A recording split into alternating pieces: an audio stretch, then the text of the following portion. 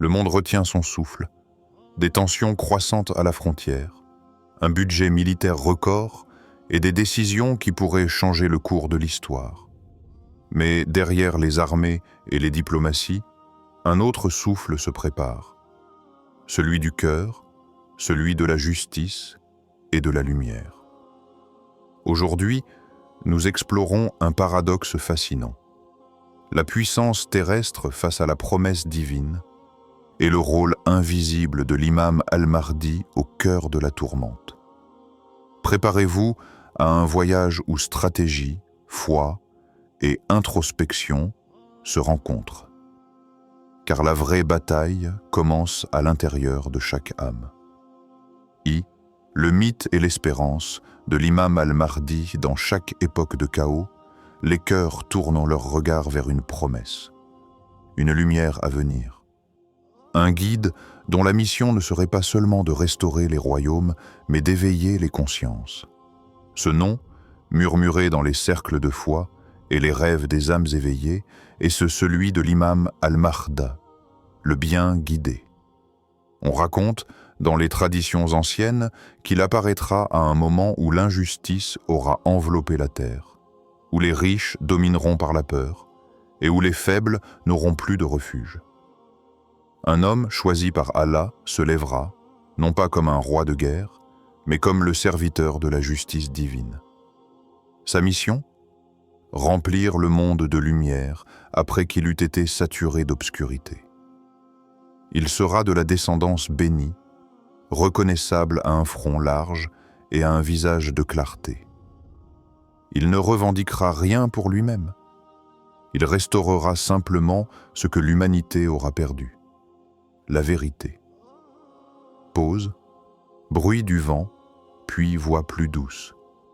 Mais dans le tumulte des interprétations, une question demeure. Qui est vraiment le Mahdi ? Est-il un roi à venir ? Un réformateur caché ou le symbole d'un réveil intérieur que chaque croyant doit faire naître en lui?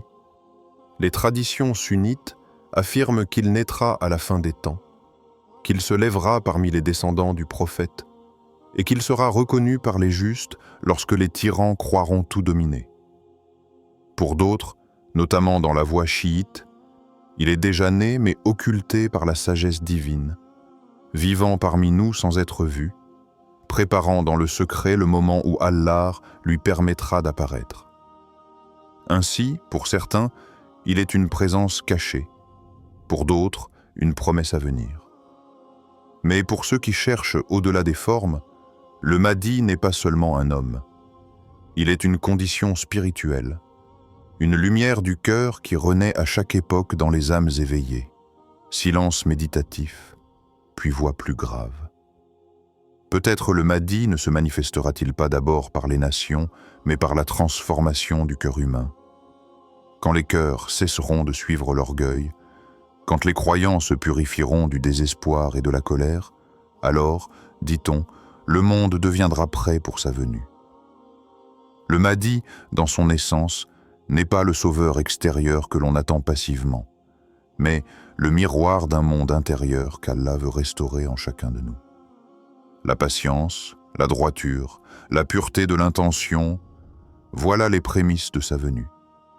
Et si, avant de venir sauver la terre, il venait d'abord purifier les âmes? Musique monte lentement. Transition vers une parabole. Il était une fois un village oublié, perdu entre les dunes. Ce village vivait dans l'injustice. Les puissants s'enrichissaient, les pauvres travaillaient en silence, et la vérité n'avait plus de voix.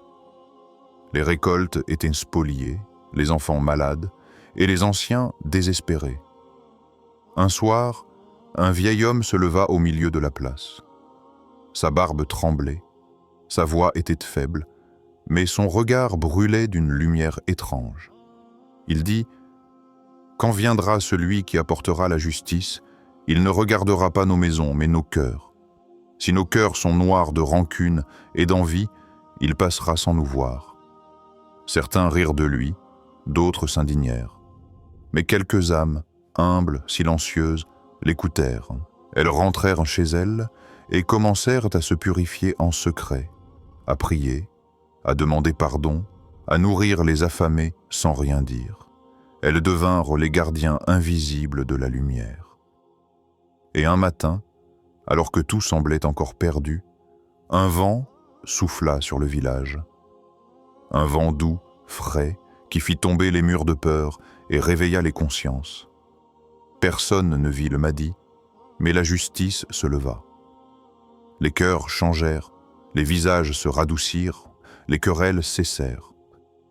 Comme si le bien guidé était passé par là, non pour régner, mais pour rappeler.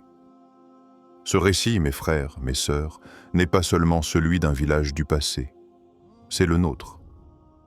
Dans un monde où la tromperie s'étend et où l'espoir se fragilise, sommes-nous prêts à être ces âmes silencieuses? Sommes-nous capables de faire du retour du Mahdi une préparation intérieure et non une attente stérile? Sommes-nous, aujourd'hui, ce village? Avons-nous cultivé dans nos cœurs la terre de l'espérance pour que le vent de la justice puisse y souffler? 2.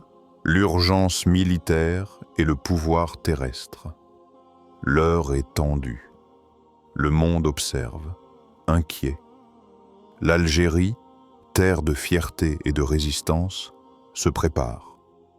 Sous la présidence d'Abdelmadjid Tebboune, le pays a voté le budget militaire le plus élevé de son histoire, près de 25 milliards de dollars consacrés à la défense. Des bases se renforcent, les alliances se déplacent, les frontières se ferment. Et dans le silence des conseils de sécurité, des décisions se prennent. Loin des regards, mais lourdes de conséquences. Certains y voient un signe de puissance nationale, d'autres une peur du lendemain. Les journaux évoquent la diplomatie tendue avec la France, la coopération stratégique avec la Russie, la vigilance aux frontières du Sahel. Mais au milieu de ces chiffres et de ces stratégies, une question se dresse, invisible, brûlante, spirituelle. Quand l'homme met toute sa confiance dans la force de ses armes, ne risque-t-il pas d'oublier la puissance de celui qui commande aux armées du ciel? Le pouvoir terrestre, par nature, séduit et aveugle. Un dirigeant, entouré de drapeaux et de titres, peut croire qu'il détient la maîtrise. Mais l'histoire a toujours rappelé une vérité. Tout pouvoir est éphémère s'il ne repose pas sur la justice.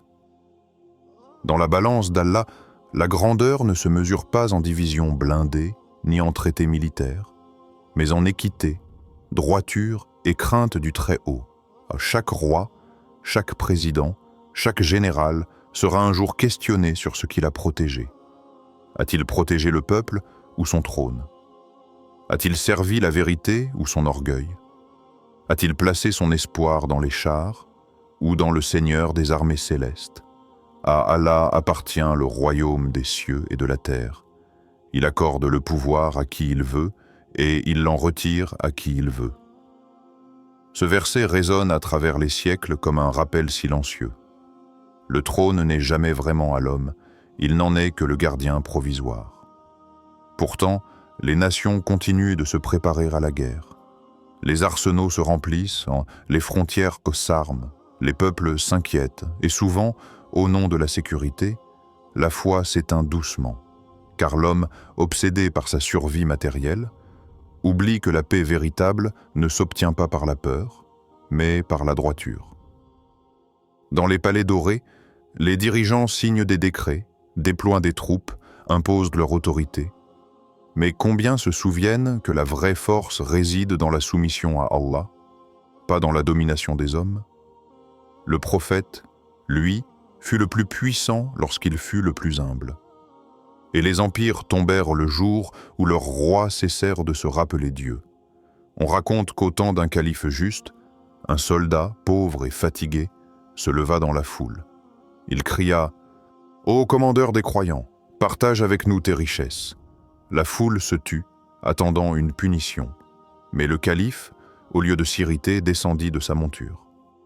Il posa sa main sur l'épaule du soldat et répondit « Je n'ai rien à donner que ce que Dieu m'a confié.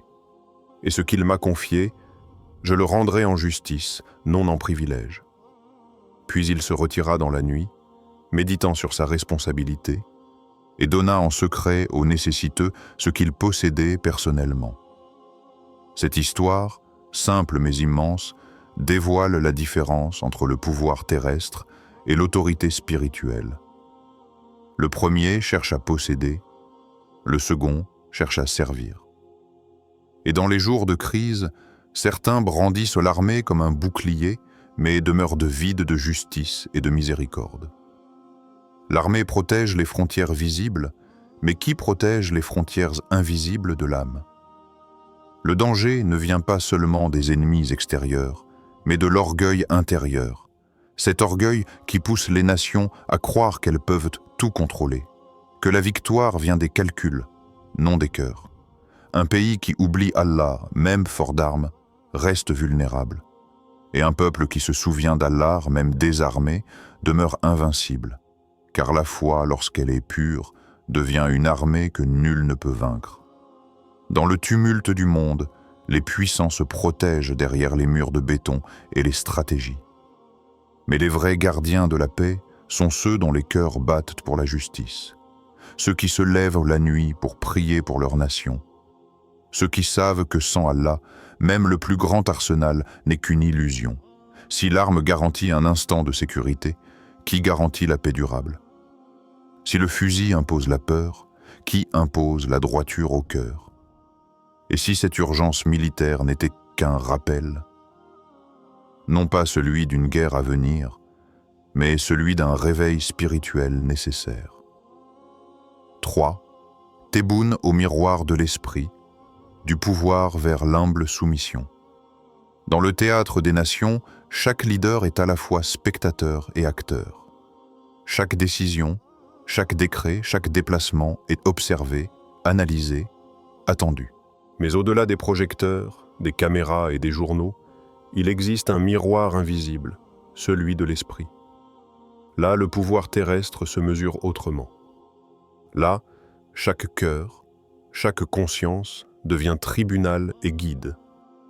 Aujourd'hui, nous prenons le nom de Tebboune non pour juger, mais pour réfléchir au symbolisme du pouvoir terrestre dans un monde en crise.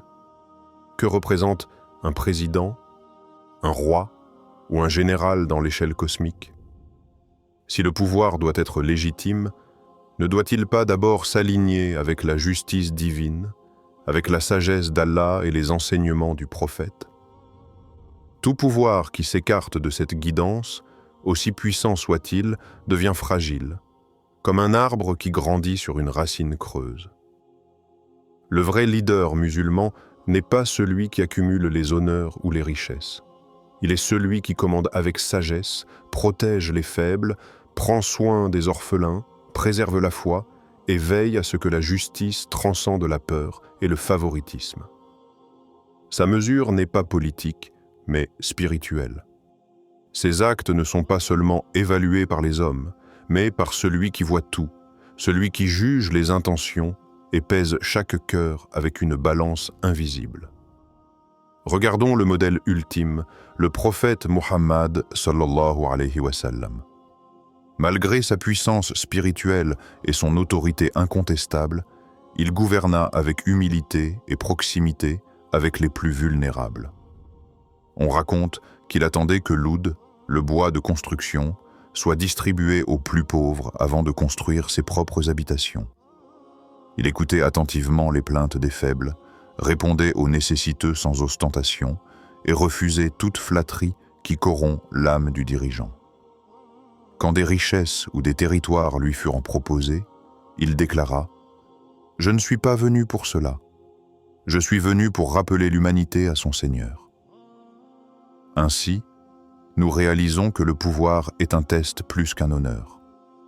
Celui qui gouverne est jugé, non pas par ses soldats ni par ses alliés, mais par sa fidélité aux principes divins. Et ce jugement ne se limite pas aux grandes nations. Il s'applique dans chaque foyer, chaque décision, chaque geste de justice ou d'injustice. Et si demain, vous étiez à la place du pouvoir?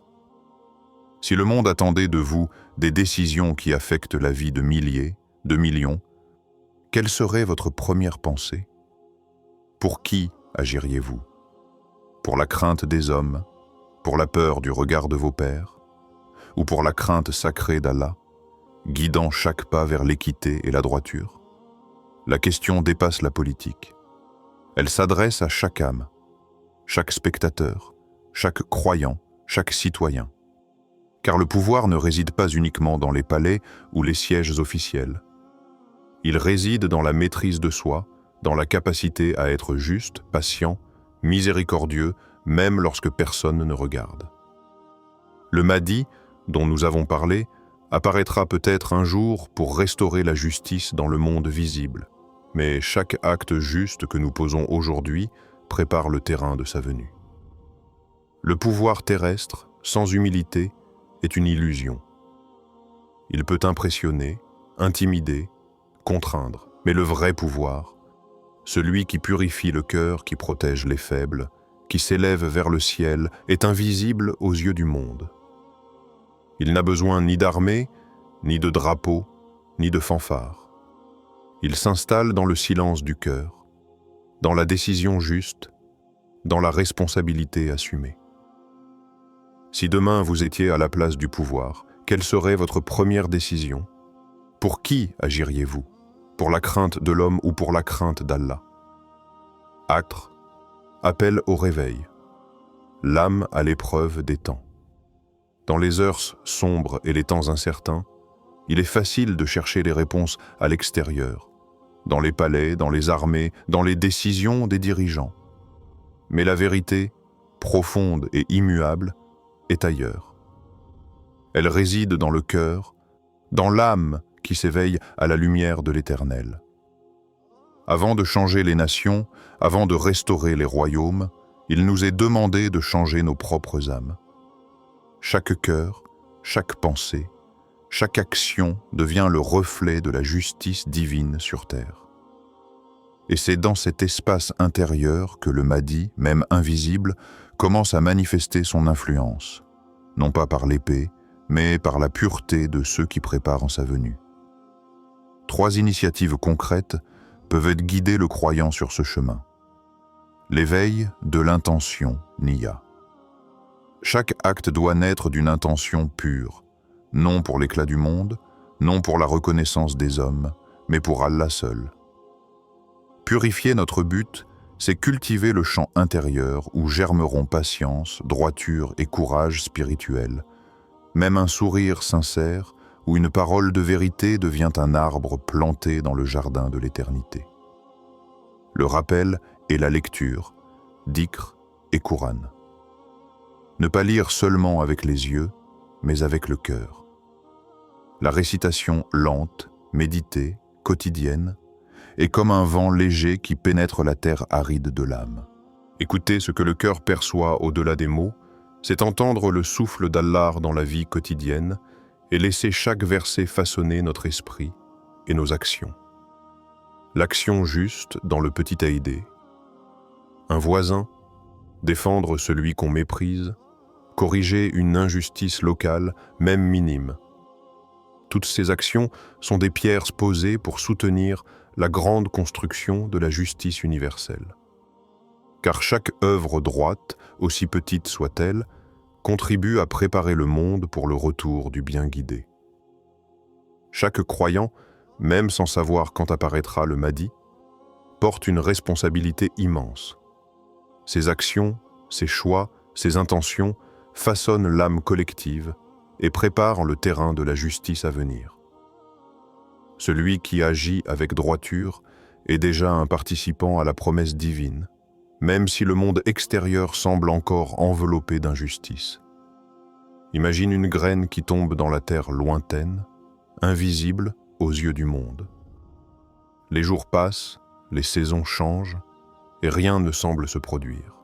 Pourtant, sous la surface, elle se nourrit, s'ancre, grandit en silence. Et un jour, elle devient un arbre majestueux, offrant ombre et fruits à ceux qui passent. Ainsi en est-il du retour du Mahdi. La promesse est future. mais ce qui germe dans le cœur est vivant ici et maintenant. Chaque acte sincère, chaque intention pure, chaque effort pour la justice est cette racine invisible qui prépare le souffle de la lumière. Et toi, spectateur, croyant ou chercheur de vérité, quand les nations vacillent, quel sera ton ancrage? Dans la peur ou dans la promesse d'Allah? Si l'heure du réveil vient, seras-tu parmi ceux qui ont purifié le cœur ou parmi ceux qui se laissent distraire par l'éphémère? Prions ensemble. Ô Allah, fais de nous des cœurs vivants, des esprits alertes, des actions droites. Que nous comptions parmi ceux qui ont fait de l'attente du Mahdi un appel à la réforme personnelle. Et que dans la tourmente, nous soyons portés non pas par la peur, mais par la certitude de ta promesse. À toi, Seigneur des mondes, revient la puissance, la sagesse et la guidance. Amen. Nous avons exploré la tension des nations, la force des armées, le rôle des dirigeants, mais surtout, nous avons tourné notre regard vers l'intérieur. L'urgence n'est pas seulement militaire, elle est spirituelle. La justice, la droiture et l'éveil de nos âmes préparent le terrain pour ce qui est à venir. Le Mahdi, lorsqu'il apparaîtra, ne trouvera pas seulement des nations prêtes, mais des cœurs éclairés, des intentions pures et des actions justes. Et toi, spectateur, quand les temps seront troublés, où placeras-tu ta confiance? Dans la peur ou dans la promesse d'Allah? Prépare ton cœur, élève ton esprit, et sois prêt à devenir une lumière dans les ténèbres. Oyons.